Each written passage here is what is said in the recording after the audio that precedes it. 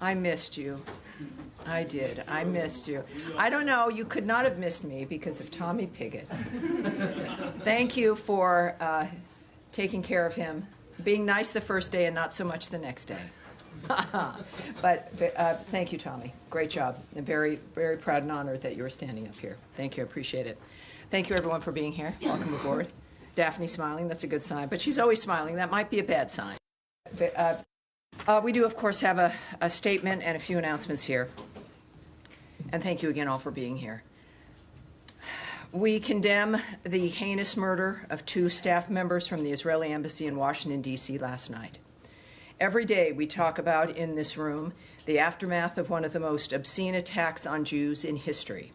The October 7th massacre was a reminder to the world that Jew hatred and murder is the hallmark of terrorists and monsters around the world. The envy feeding this hate is thousands of years old. It is now the 21st century, and it is time for the barbarity to end. While this obscenity happened in Washington, D.C., we have a president and a secretary of state that recognize the importance of saying, enough is enough, and genuinely, never again. There is a reason why we stand in solidarity with Israel. There is a reason why we stand with our partners at the Israeli embassy. And there is a reason why we stand with the Jewish people here in the United States and around the world. Because America has a history of not allowing the monsters among us to destroy life, the future, and everything that matters. The Department of State's Diplomatic Security Service is providing ongoing support to the D.C. Metropolitan Police Department and their investigation of this incident and coordinating with other federal and local law enforcement partners. As Secretary Marco Rubio has said, make no mistake, we will track down those responsible and bring them to justice. Our prayers go out to their loved ones. Sarah Milgram and Yaron Lashinsky. Sarah Milgram and Yaron Lashinsky. May their memory be a blessing. Now, on Capitol Hill this week, Secretary Rubio went before Congress to share how we are implementing President Trump's vision of an American first foreign policy. He made clear that America is back and that securing our borders, making communities safer, and combating criminal cartels are once again key priorities of our foreign policy. He also explained how the fiscal year 2026 budget request for the Department of State will enable the department to deliver on President Trump's foreign policy agenda that makes America safer, stronger, and more prosperous. The budget request in the State Department's reorganization will ensure our ability to respond to the challenges of the 21st century on behalf of the American people. And now finally, ahead of Memorial Day, which I know we're all looking forward to, I want to recognize and honor the Americans who gave their lives to defend our freedom. Their bravery, service, and sacrifice represent the very best of America. The heroes of this country would have preferred long, enjoyable, quiet lives, but instead they answered the call when we needed them the most. Every day that we simply enjoy is due to the sacrifice of the men and women who died on the field. We will never forget those who've given all to defend our country, our way of life, and the American people. God bless all who have served and are serving our nation. And now, ready for your questions? Daphne, yes, ma'am. Following the shooting last night, are U.S. embassies on any sort of special alert or thinking about any change in posture? I can't speak to security measures that are being implemented or being discussed or decided upon. What I did note in my topper is that, in fact, we are working certainly with the D.C. Metropolitan Police and the security of this building, of American diplomats, of diplomats throughout this city, is of paramount importance to the United States of America. We act on that every single day, and certainly we're continuing to do that today and in the days that come as well. And has Secretary Rubio had any conversations with Israeli officials or the Israeli ambassador today? I can't remark on the specifics of any conversations that have been had, but I know that, of course, you've seen his messages, the tweets, and of course we will hear, no doubt, again soon about the nature of what's transpiring. But I can tell you that He is, as all of us are, is heartbroken. We're all affected by this. It is something we deal with, in a sense, of course, every day. This administration, the secretary's work, the president's work, and often I don't know how they do it. I have maybe 40, 45 minutes with you guys twice a week, and these are issues that are existential all the time. And I know that, again, my work is made easier because I know the people running this country care about life and about the condition of our lives. And so that's the most I can say, separate from certainly specifics of who they're speaking with. All right. Yes, Andrea Mitchell. Hi. Thank you very much. A couple of questions about South Africa and also, if you don't mind.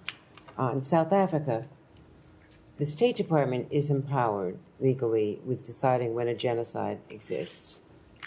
Has there been an investigation that supports any such contention? Because there is no credible evidence from any authority on the ground there, in their government, in NGOs, or elsewhere that we can find to support an allegation of genocide, that white farmers are at all as disadvantaged as the crime wave there that is a problem against blacks in much greater numbers, and proportionally even in greater numbers than whites.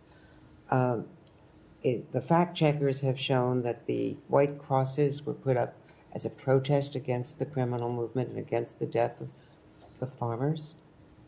The crosses and the burial were all part of a protest against the criminality, not as described.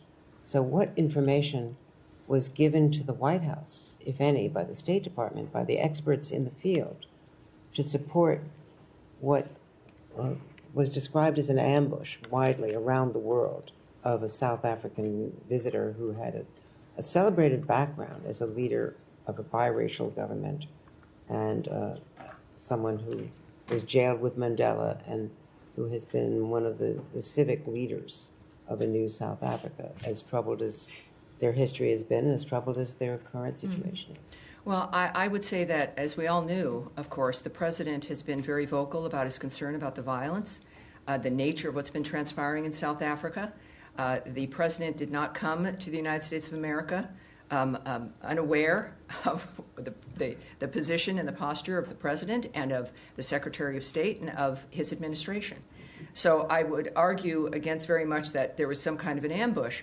South Africa also has been facing a dynamic where there's been regular criticism, ranging from not just the collapse in some ways when it comes to the violence in civil society, but then the referral of Israel with the ICJ for the issues of genocide while ignoring Hamas, cozying up to Iran, the general choices that they've made. In the meantime, also, of passing a law that has allowed them to take property, to possess property of white Afrikaner farmers with no reason. One element is equity. And so when you're passing laws like that target a group, ostensibly sending a message to the population that these people have a price to pay, there's something that they need to be doing, that they deserve to have their land taken, combined with the chance of kill the Boer, the massive rallies where encouragement of violence is prevalent and is at the core of it, in addition to the associations South Africa and its president have chosen to make, like with Iran and their actions against Israel. It creates a picture that is worthwhile having a conversation in the Oval Office.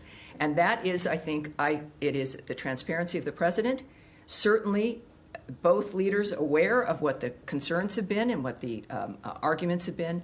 So I don't think President Ramaphosa was somehow surprised or shocked at the fact that we have an honest man who's in the White House who's spoken and continued to speak about violence and the trajectory of South Africa. Well, what I'm just suggesting is that the facts matter with the credibility of the president, and that as it was explained in the Oval Office, and it has been explained elsewhere, that is a minority party, a protest party that is legally permissible, but that the white agricultural minister said in the Oval Office, that's why we joined the coalition to make sure that they didn't get into the parliament, that they don't have power. They've been, they've been Well, in opposed. the nature of the weeds of something like that, where that individual, you saw also the larger video of the thousands and thousands of individuals in a stadium framework.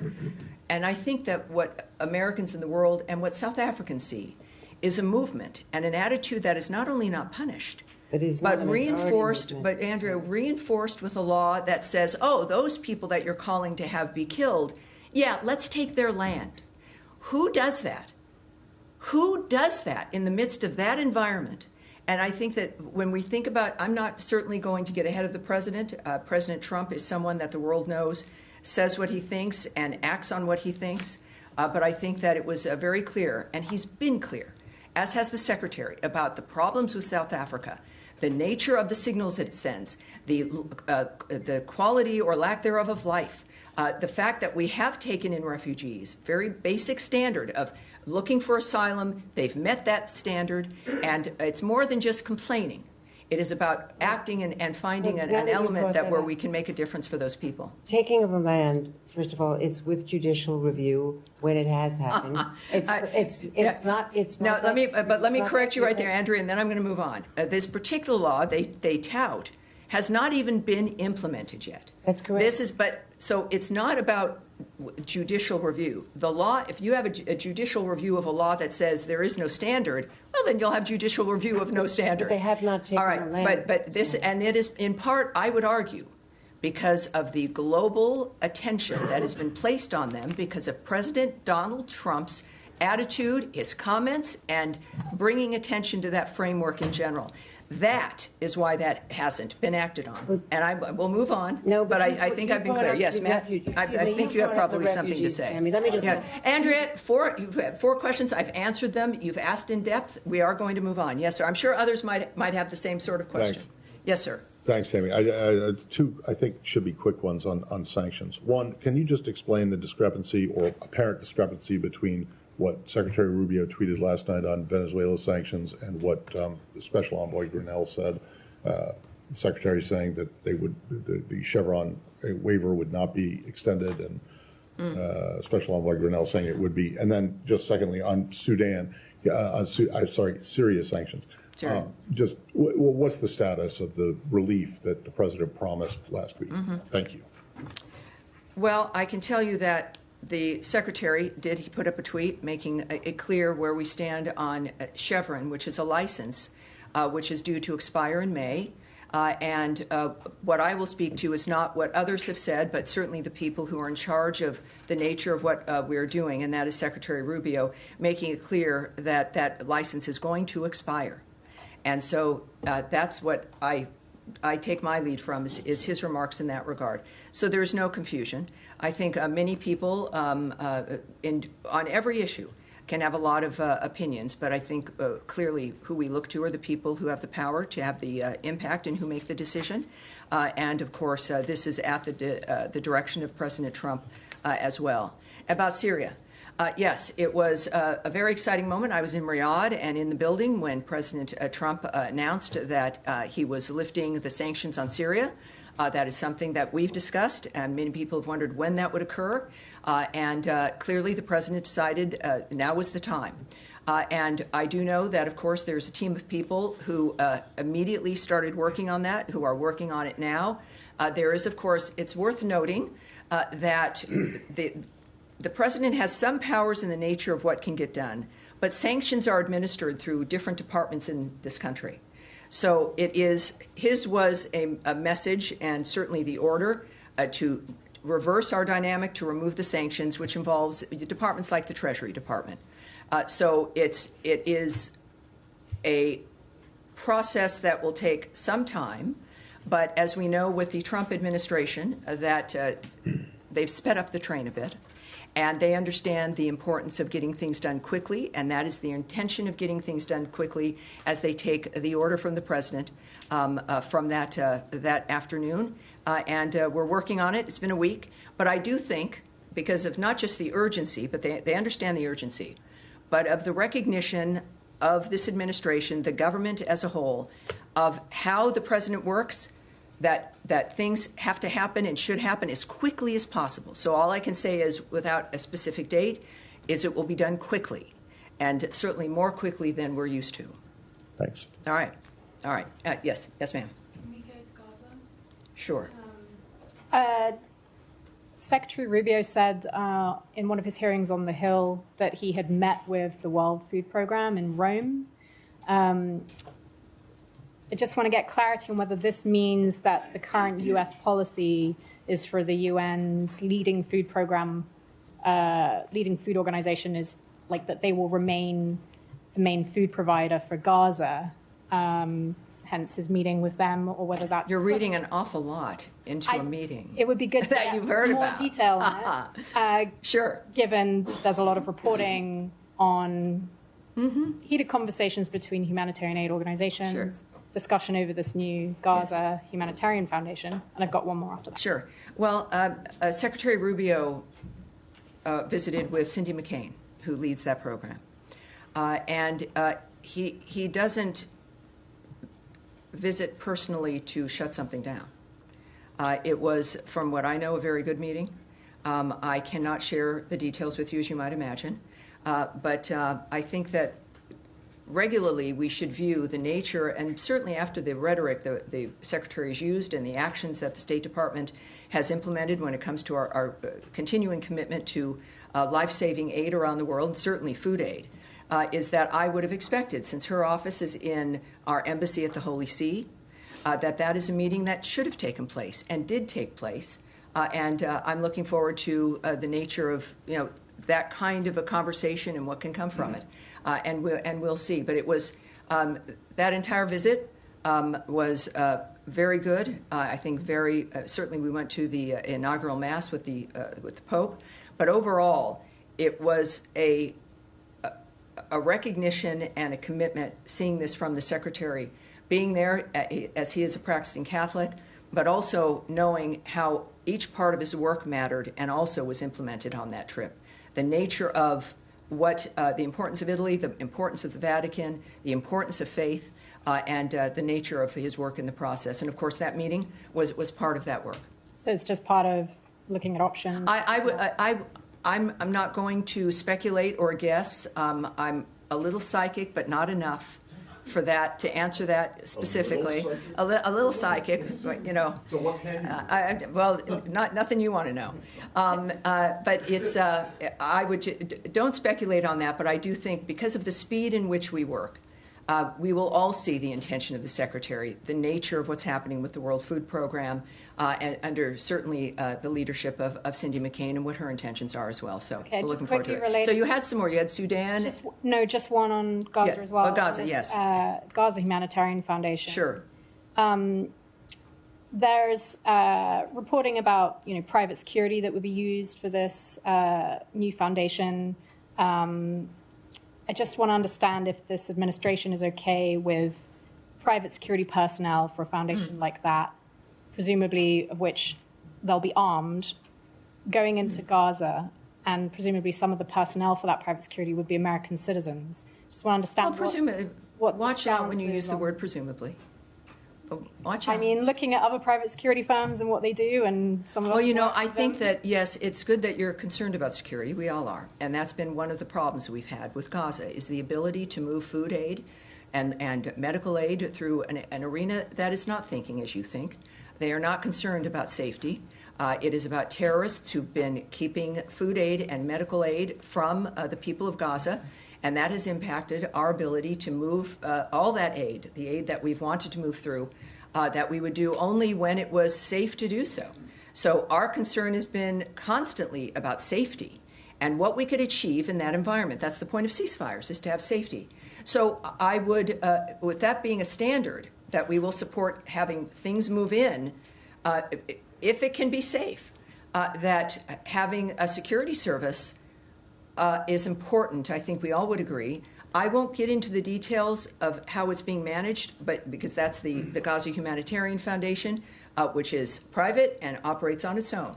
But clearly, when it comes to what one of our core elements was, which is that we support all of this, if it can be moved in safely and securely and without falling into the hands of terrorists and the people who are causing death and destruction in that area. It seems like they've structured something that can manage that is the equivalent of something that we can all agree on, and they're moving forward. So that's the story, is that we've been able to do it, we being humanity, that it's something that all of us have wanted to see, which is a movement if of aid. they use private security, You need to call them. They're When we speak about private security, what I look at as the story is that we've managed or expect to manage a security that gets food and medicine to the people who all of you have wondered about whether or not they're going to get it. That's my story, and that's the story of humanity and the people of the Gaza Strip.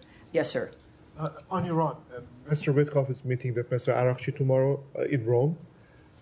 Both sides have been stressing on respective positions in the past few days regarding enrichment. Do you see a chance to have a path forward towards compromise or not? And if I may, a second question. Can I answer that one so that we can, and then I won't lose you, don't worry. Thank you. It's like we're on a slide, you're hanging on.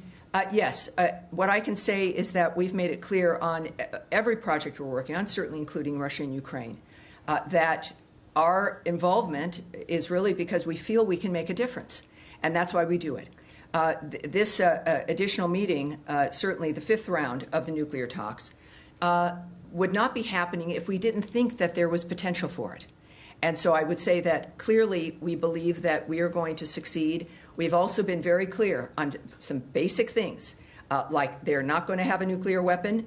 They've been very clear, most of our leaders have been, who've spoken on it, that this is about no enrichment, and the Iranians are at that table.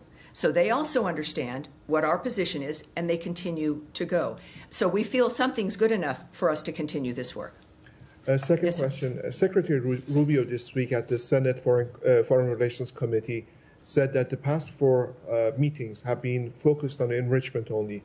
So other issues like Iran's support for the proxies, which is like a concern for the regional countries, are those issues going to be discussed later on, or are they going to be part of another round of discussions? Well, I'm not, again, part of the negotiating team, won't discuss what might be the plan. But just like an issue of needing a ceasefire before you discuss what the land is going to look like and what the nations are going to be doing after the fact, there's points that you have to get to before you discuss elements that might not even be a factor if you can't get to the bright line that allows us to move forward. And that bright line has been enrichment, certainly not getting a nuclear bomb, and those things have to be addressed. I say this because that's what I've seen them do, and being very specific, which is fabulous because nobody's guessing at what the goal is. But of course, considering the generational issues involved, this is, and the president has said this about everything he's worked on, with the generational issues involved, that these cannot be solutions that last 6 months or are able to be broken in 18 months, or in 3 years, your 15-year-old is suddenly pulled into a war because now they're 18. That these have got to be enduring, fundamentally changing arrangements that only Donald Trump can bring because of the nature of his attitude, his vision, and because of the support of the American people understanding that this was a factor. So I would say, well, I'm not going to go on from that. I think that'll be it. Yes, but yes, go ahead. Hi there. The U.S. sent some migrants to Djibouti, and I'm wondering, are you in negotiations with Djibouti to accept these people, or are you still trying to get them to South Sudan, who say they won't take third country nationals? What's the State Department's role in this? Well, we know that, of course, the Secretary has been very open about the fact that we are negotiating with a number of countries to facilitate the deportation of people who are here in this country illegally. I can say also, as the Secretary has noted, that we remain unwavering in our commitment to end illegal and mass migration and bolster America's border security. I won't discuss the diplomatic conversations, which clearly is part of this framework, with specific countries here. I would also point you to Caroline Leavitt's remarks the hour before my briefing here, where she noted a court order required the flight to go to Djibouti, and I know the White House has more details on the framework involving that. So we're currently just in the sense of handling this in an immigration posture, certainly it is a reflection of our continued attitude and position, and I don't think that this situation is certainly in the courts, which I can't remark on, but we're familiar with having to make our arguments in a variety of arenas, and this is one of those times. But I know Caroline had more specifics. In South Sudan, there was a dispute before with them for not taking somebody, and you guys stopped issuing visas. Has Right. that been resolved? Yeah, the visa situation remains the same. Yes, we reacted in that regard because they had confirmed that this one particular person was a citizen, prepared to take him back, and then that did not happen at the last moment. And so our response was, when you're having a diplomatic negotiation with a country, you're going to respond to certain situations. We can say that in the midst of that, in the aftermath, our posture on visas and all of that has not changed. And we've noted, of course, regularly that we monitor their behavior, their attitudes, which, of course, continues to matter to us. But we also are currently accepting certain diplomatic and official visa applications if eligibility is determined in that regard. And we do that, as always, on a case-by-case basis. So at this point, I have nothing more to report on that, except that it is still in place. Yes? Can I just ask a quick follow-up? On Iran, two Iranian sources told my colleague Fred Pleiken, who's currently in Tehran, that they are concerned about the sincerity of the United States heading into this next round of nuclear talks, and they think Trump is steering the conversation towards deadlock. Obviously, the administration has said that they want an Iran nuclear deal, but is there anything you can shed light on in terms of the dialogue between the two sides that might be causing unnamed Iranian sources to tell us this? Unnamed Iranian sources? No, it's not. That doesn't interest me. It's gossip at that rate. Certainly when we have, and we've said repeatedly, to not discuss this in the media because it makes things harder. Everybody has an interest in all of our negotiations doing well. Some people don't have an interest in that.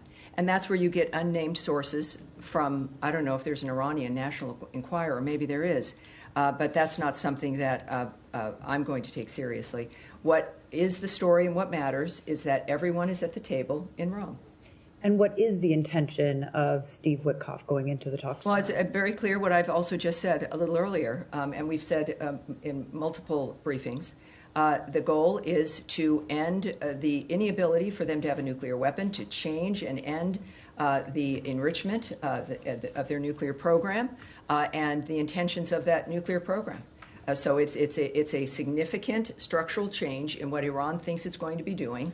And that's the negotiations. I think they've been very clear about what the intentions are. And just one follow-up on a different topic, but this is just coming out now from... oh, not another one. Homeland Security. No, don't Not worry. another one. Not like last time. Okay, good. But Homeland Security Secretary Kristi Noem says that DHS is now terminating Harvard's ability to allow any foreign students to enroll in the university, saying in a statement that the administration is holding Harvard accountable for fostering violence, anti-Semitism, and coordinating with the Chinese Communist Party.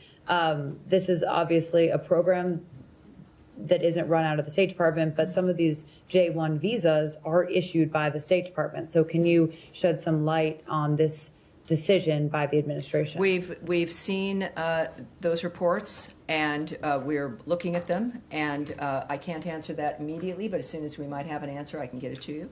I'm sure that when we get our answer, we'll get it to everybody. But yeah, so I've seen those reports, and I would also refer you, of course, to DHS and to Secretary Noem, who might have more details, more answers for you. Saeed, nice to see you again. I hope it's nice to see you. I appreciate it. Okay. Yes, sir. Two quick follow-ups. One on Andrea. Yes. On South Africa, and then one on Gaza. Sure. On South Africa, you said that the president was also influenced by what South Africa has done in terms of referring, its role. Well, I said we all have been. ICC. We all have been. Yes. Yeah. Its role with the ICC. Yes. Just to clarify that. So he was, because South Africa referred Israel to the ICC? Well, I did not say for a specific event Right, that I'm just- influenced him. I don't speak, President Trump is a very clear man. No one has to wonder his position. But I think for all of us who've been looking at the condition of South Africa, it's never just one thing, is it? It's a number of things. I'll finish. I know you might not be liking my answer, but I'll finish. Saeed, it is a series of things that point to the intention of an administration or of a regime, and it is usually consistent.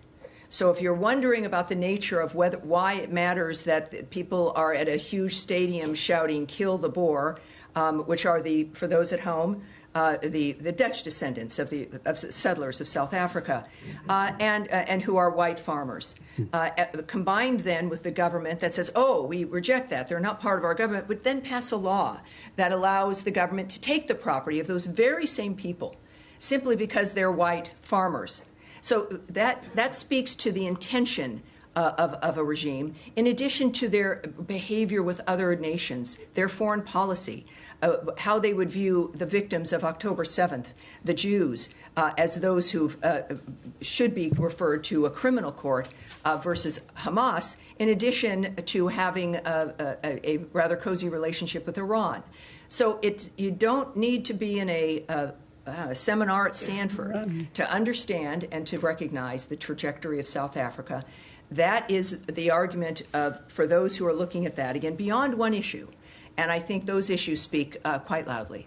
And very quickly on Gaza. Yes. Now, the Israelis are saying they allowed maybe 6 trucks or 9 trucks, we don't know.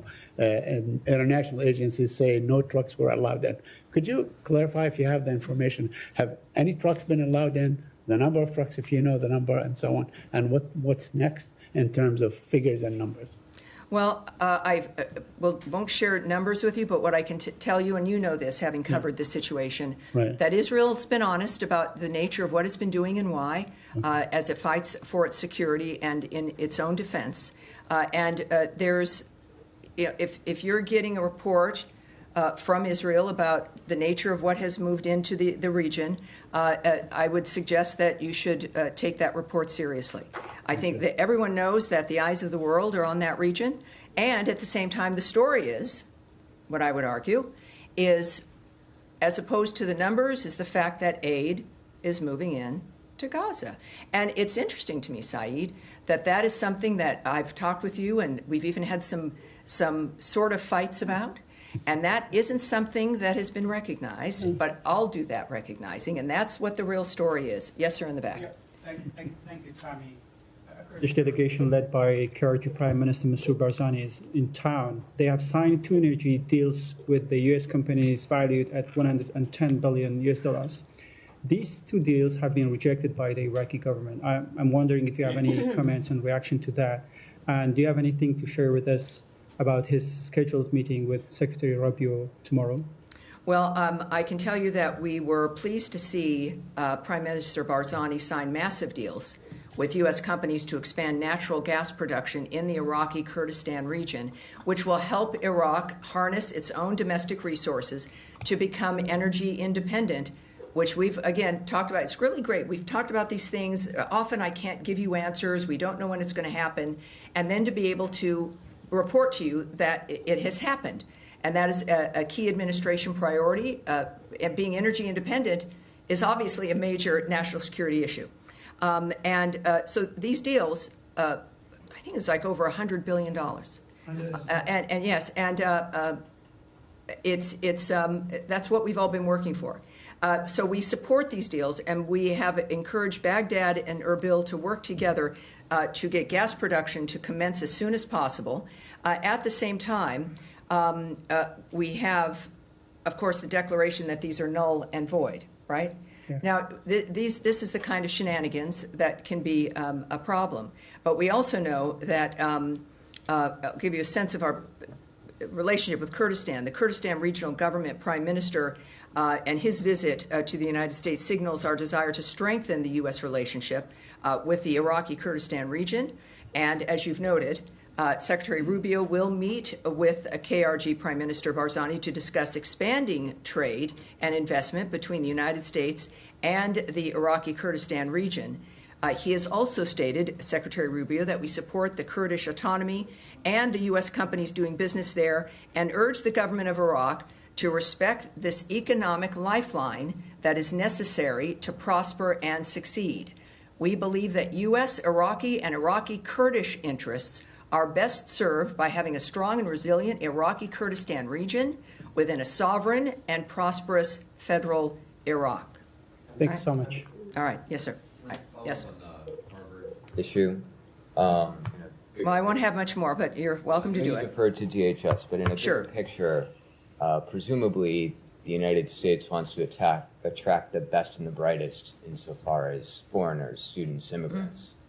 And these top-tier universities are one of the most prominent ways to do that. So do you think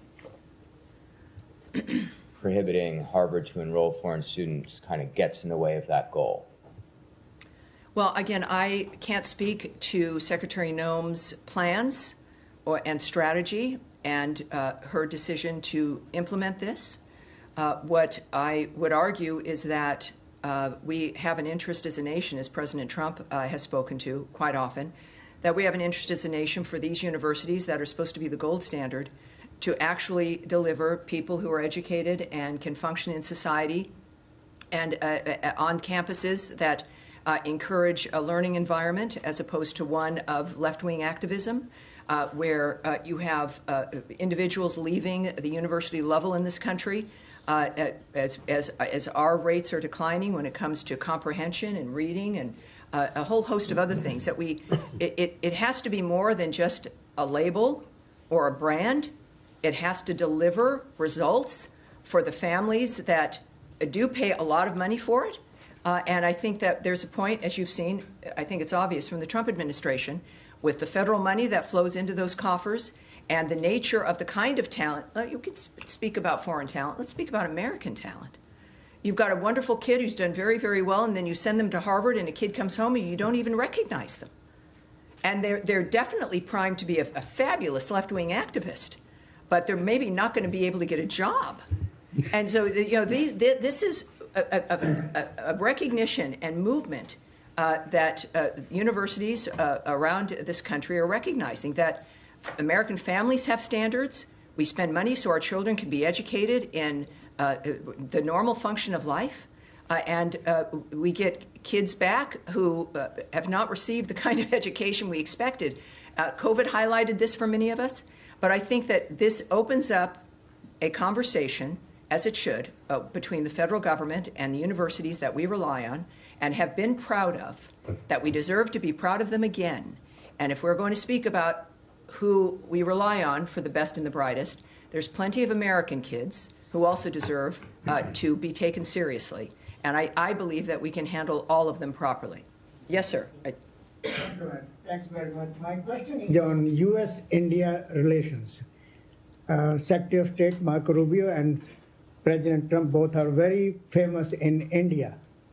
As far as the U.S. policies are concerned, most Indians agree with. I hear you're pretty famous in India. Yes, I am. All right, keep My going. question is, Madam, Yes, sir. As far as terrorism against India, recently in the state of Kashmir is concerned, innocent Indians tourists were Yes. massacred. Oh, yes, there. we all know that. Yes, ma'am. My question is that as far as talking with Pakistan is concerned, India's Prime Minister, Mr. Narendra Modi, and also Foreign Minister, Mr. Jaishankar, we both met with the Secretary Yes. Rubio and President. What they are saying is that as long as terrorism is continue against India, what they said by Pakistan supporters inside, that they have training centers inside Pakistan. Well, here's what I can say, and this is, and I understand your point and what has been a generational concern about violence and terrorism in that region, certainly with the troubles between India and Pakistan, is that there is a ceasefire. Obviously, we know that we're very close to a full-scale war erupting. And what's very exciting and heartening is that America's involvement and assistance made a difference in that stopping and a ceasefire that has continued. But of course, within that, one expects, as the world noticed again, that has not been resolved. that the potential of having these long-term problems resolved has returned, and it is an opportunity. And the good news is that, unlike some other regions, there has been a commitment to a ceasefire that makes. Oh, is that my alarm? I said, thank you. I should ask you to put on your alarms. It's like, oh, Tammy's done. All right, we're gonna have. All right, we'll have one more in the green jacket in the back. Yes, ma'am. Thank you, Tommy. Make sure her mic is on, just as she's in the back here. The sound here is. Two quick questions. Do you have any update on the peace deal agreement between Rwanda and the Democratic Republic of Congo, when we will see this peace deal signed? And also, can you tell us if both President Ramaphosa of South Africa and President Trump finally managed to overcome the difference, and we will see United States and South Africa working together? Well, I'll answer that one first. I think the meeting with the South African president in the Oval Office speaks to President Trump's generosity. And the fact that any leader feels comfortable going to meet him, even with difficult conversations, and sometimes the problems that happen between two nations with different attitudes. So the fact that it's President Trump means, of course, there's always hope. It means, of course, there'll always be something for the future. And speaking of the DRC and Rwanda, another very good example of something that has been a generational issue, that we are, again, it's a long process, but they are taking the steps that we've asked of them to take.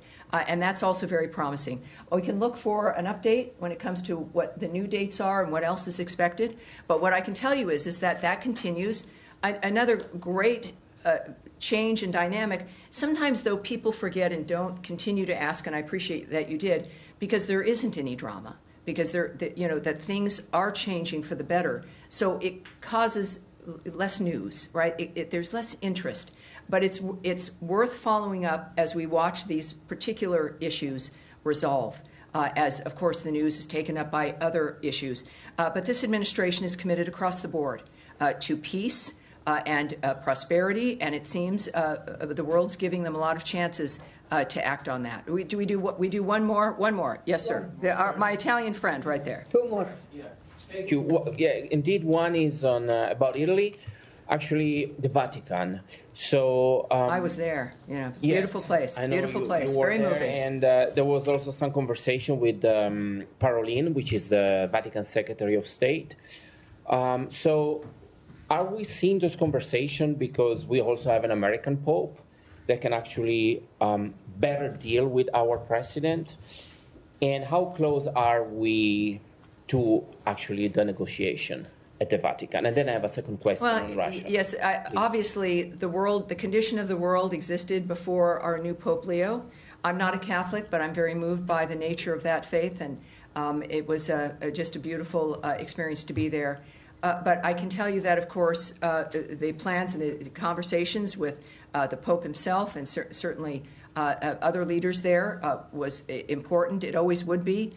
If you're going to be in Italy for any reason and you're the leader of the free world, the Secretary of State of the free world, you want to meet with these people. This is why they're in their positions, is for that reason. So I think that's it's not because Pope Leo is an American. However, it's pretty terrific, and it's a reminder that your commitment and your faith and it can lead you anywhere. And so we, of course, pray for his success as he moves forward with his duties. And the rest of your question was? I have a question about Russia. I mean, not about Russia. I'm so sorry. Good.